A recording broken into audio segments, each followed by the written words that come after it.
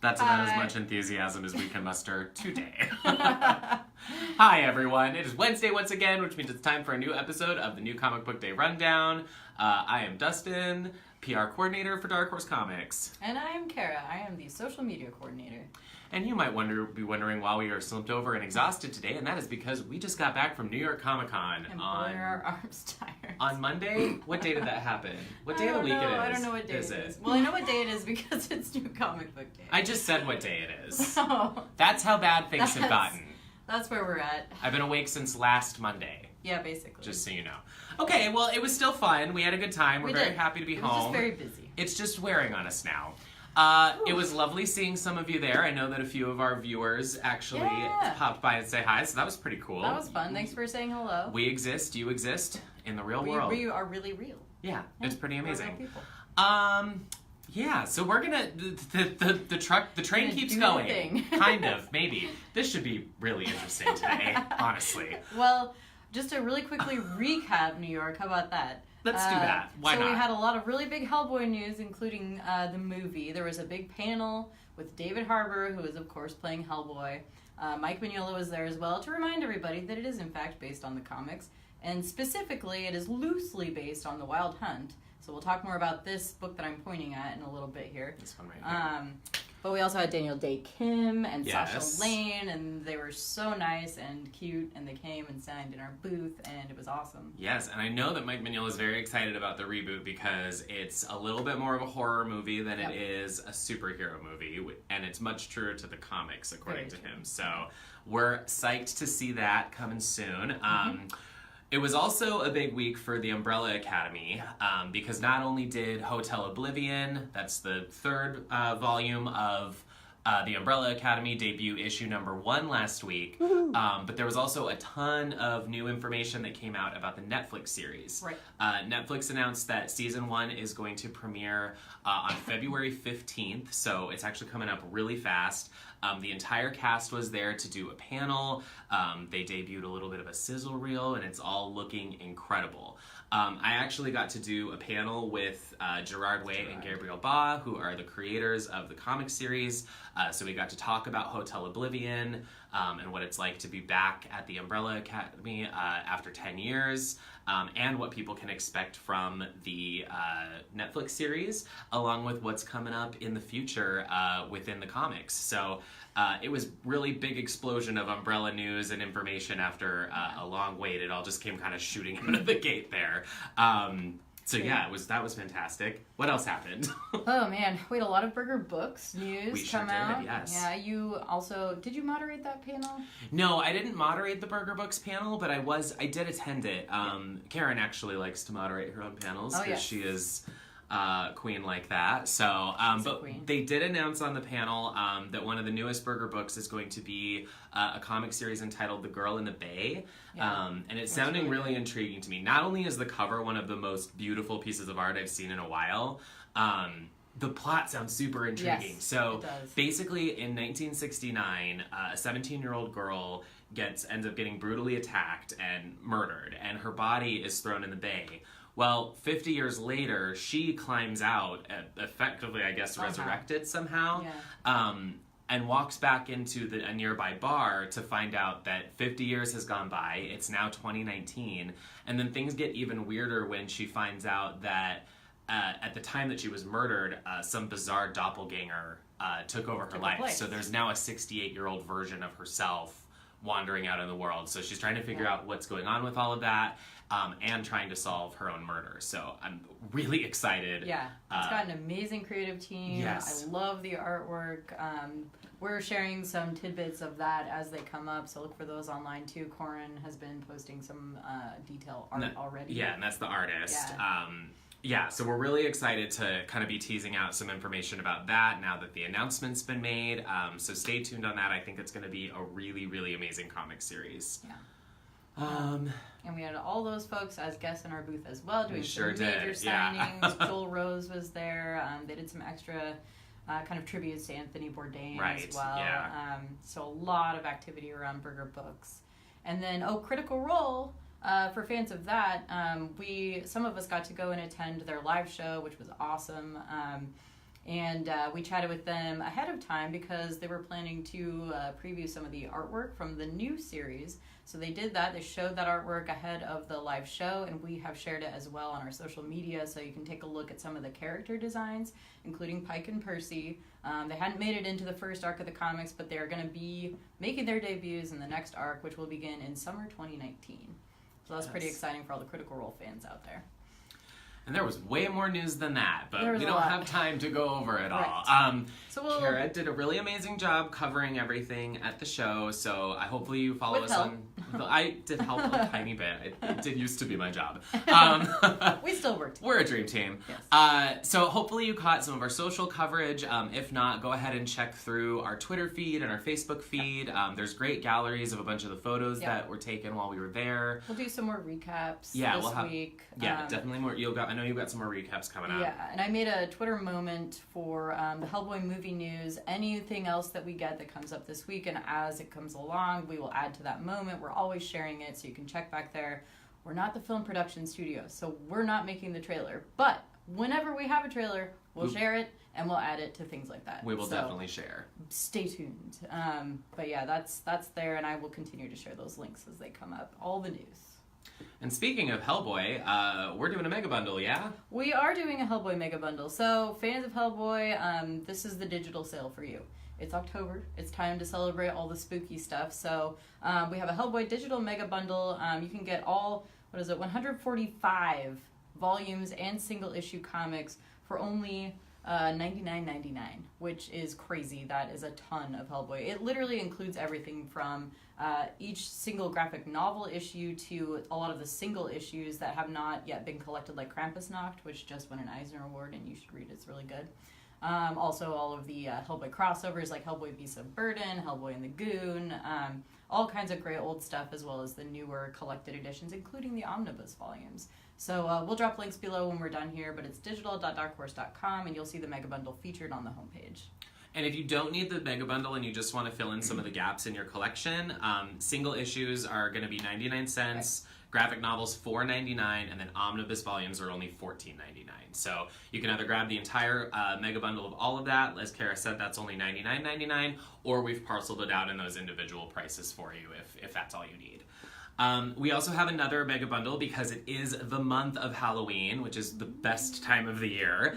And Eerie is one of my very favorite horror comic archives, which is great. So we'll be talking about the new volume today, which I can't wait to bust into and show you a little bit of that.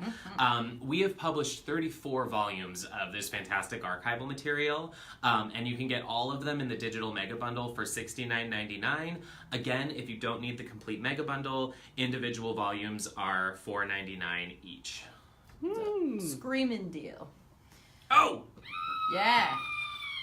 Not exactly on the ball with that, but it was a necessary sound effect. It was good. Okay, continue. So we have a really wide variety of new things out this week. So first I'm going to show you. 2 weeks ago we had some coasters come out. This week we have the mugs to go with them.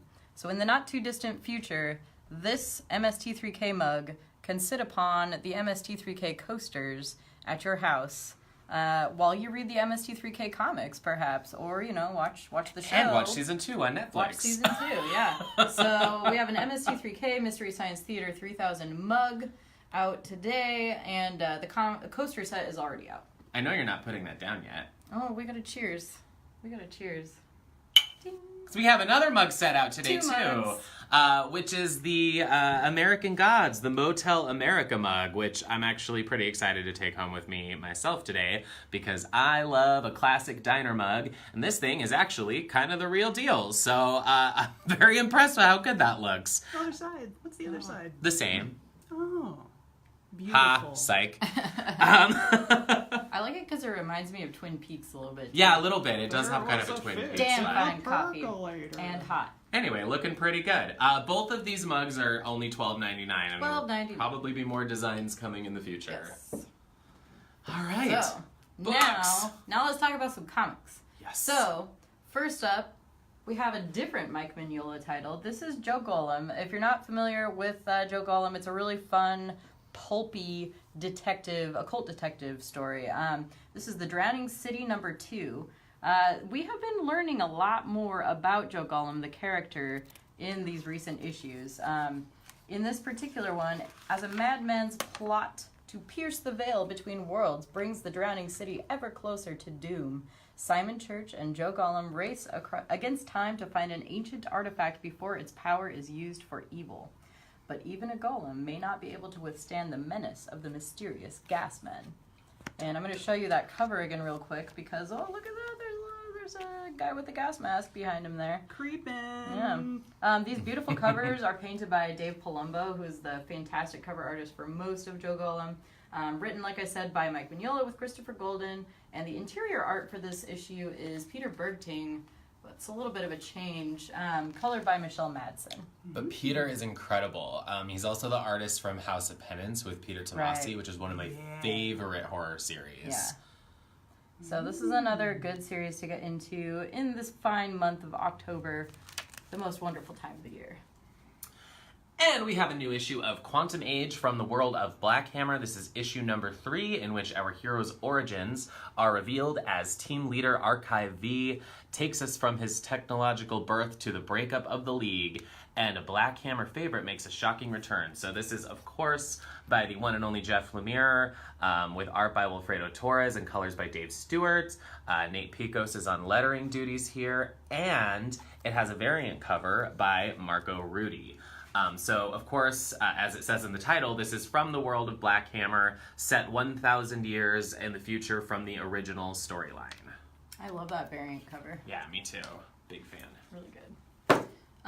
Also out today in singles, we have She Could Fly #4. This is the 4th and final issue of this arc, but at New York Comic Con, they announced during the Burger Books panel that there will be another She Could Fly series. So don't worry if you've been loving this series, which many people have. There will be more to come. But this is a crazy climactic issue. Luna is our heroine, who is on the front cover here. Her journey to get to the bottom of the flying woman's death finally comes to a head, just as Chinese intelligence, the U.S. government, and all the crazy defense agencies who are on the trail of the flying woman as well encircle her household. Will any of the family survive the encounter? And even if they do, will the stress of all this mentally break Luna once and for all? This comes out today, which is actually also World Mental Health Day. And if you have been following this, you know that writer Chris Cantwell, who is also the writer of Halt and Catch Fire, the TV series, he himself suffers from a similar form of OCD to our main character, Luna, and he wrote a beautiful afterword that is in the back of this. It's a really, really beautiful read, and he's very honest and open about kind of what he's been going through and what Luna herself is dealing with. And, you know, he says specifically in this end note that you are not alone if you too are dealing with things like that. So it's a beautiful letter. But as I said, there will be more She Could Fly to come. I don't want to spoil this one, but the art in these is by Martin Morazzo, who you might know from Ice Cream Man, another awesome series. Miroslav Merva is on colors, and letters by Clem Robbins, and this, of course, is in Burger Books, edited by Karen Berger. And I have to say, if you've been following along with that and you think you have any idea how this might end, you don't. So check that out. I'm very excited, and I'm thrilled to talk with all of you about what that ending is and what it means for Series 2. So check that out. We have also got new manga today with Gantz G Volume 2. After their disastrous first mission, the surviving Gantz teammates are determined to train hard to ensure gaining enough game points to resurrect the shy Nike. But the team members are sorely tempted to use the powerful Gantz suits for their own purposes and desires for revenge. This is plastic wrapped because it is parental advisory, and I can't be trusted with those kind of books, apparently. Right. So. But who can? And so there was no good way to segue into young adult titles, so we're just going to go for it, going from Gantz over to a new all-ages title. Sharp right turn. New in our Disney line, which is ever expanding. This is Disney Princess Jasmine's New Pet hardcover. This is suitable for readers of all ages. It's really, really cute. The artwork is by Nidhi Chanani. It's really adorable. I'll show you some interiors here as well. This is, of course, based on Jasmine from Aladdin. It's got really cute illustrations of Raja. So we go back to when Jasmine is a little girl and Raja is a baby tiger.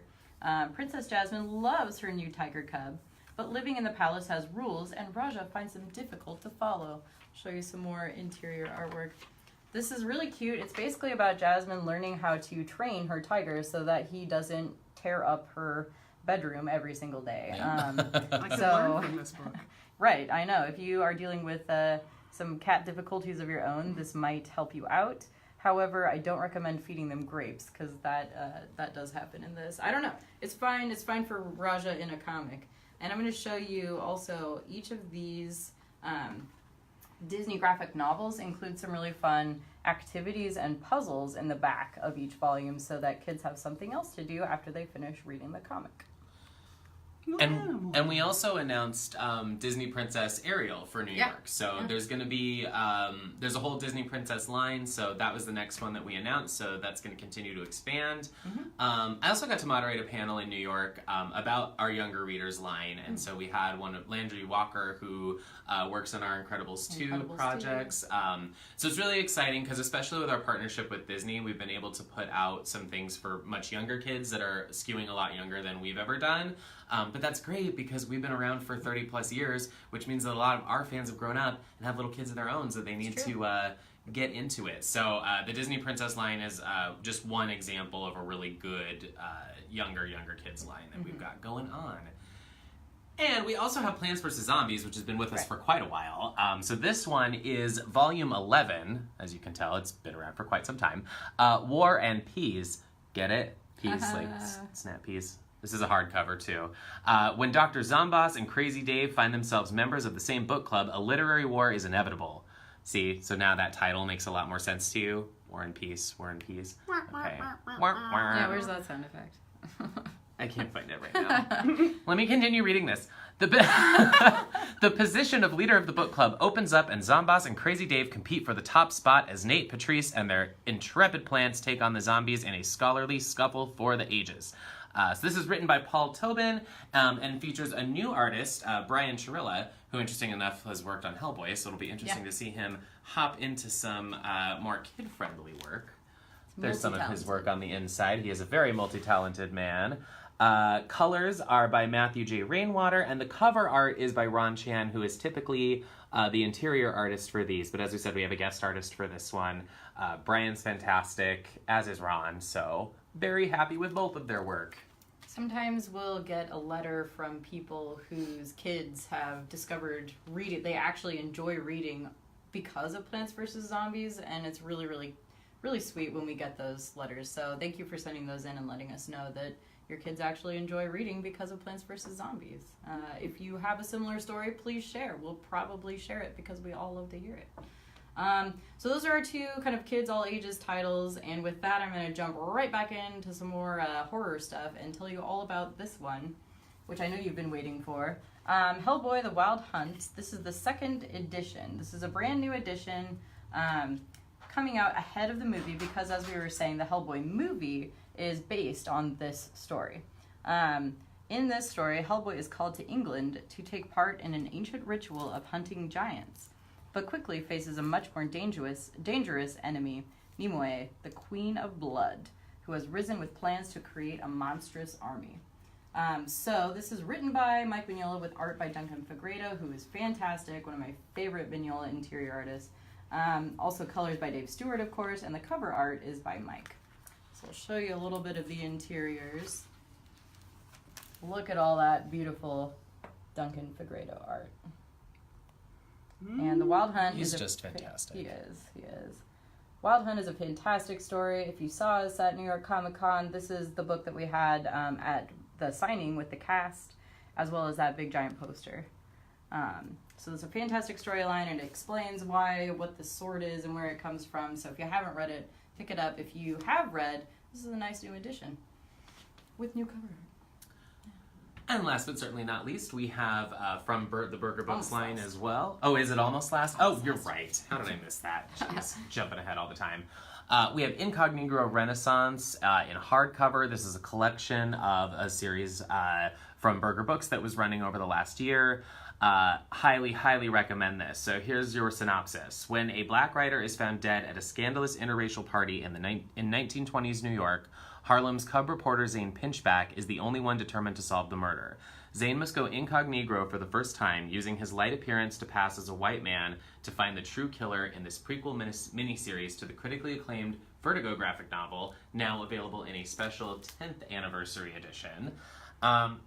Yeah, like I said, can't recommend this enough. It's a page-turning thriller of a racial divide. It's exploring segregation, secrets, and self-image as a race-bending protagonist penetrates a world where he feels stranger than ever before. So, as I mentioned before, this was serialized in a 5-issue miniseries, and the collection is out now. It's really good if you like that 1920s kind of Art Deco period of design as well, and just if you like a good detective mystery story. Yeah, really good murder mystery story, but with some very interesting historical context that I haven't really ever seen done before. Mm-hmm. So that's going to go alongside the nice 10th anniversary edition of the main one. And with that, we're going to go back into our horror titles for this fabulous month of October. This is the EC Archives, The Haunt of Fear, Volume 5 hardcover, the 5th and final volume of the EC Comics horror classic. This collects a scary assortment of unforgettable frights. I'm going to show you some interiors because we all know that's what we want. They are the best. Yeah. Writers include Bill Gaines, Al Feldstein, Otto Binder, Carl Wessler. We have tons of artists including Jack Kamen, Jack Davis. And the cover art was by Graham Ingalls. Let me show you a little bit more because I know we'll want to see it. I mean, you know I'm obsessed with this 1970s horror art. Who isn't? Because I have a giant Tales from the Crypt poster framed behind my desk. True story. It inspired Anthony Bourdain and Joel Rose on Hungry Ghost It as sure well. did. Also a true story. Mm-hmm. The anthology format is a classic. Yeah. So the latest volume coming to you from our archives, EC Archives. And this is what, volume number 25 through 38 of the series? Yes, this collects Haunt of Fear 25 through 28. 25 through 28. That's right. That's right. Love it. Now is that everything? That's everything. Did we do it? That's all we got. Amazing. Should we cheers? We should cheers. Yes. Yes. Cheers. All right, thanks for putting up with us. We're very tired from New York. Yeah, we're just going to apologize for that video. Hopefully you liked it. I thought it was okay. I thought it was But so we'll be back next week, a little bit more bright-eyed and bushy-tailed. Maybe a little peppier. Yeah, but thanks again, guys. And remember to share this video here on Facebook if you want to win one of everything that we showed today. That's all you got to do. Happy Halloween month. Yeah, see you soon.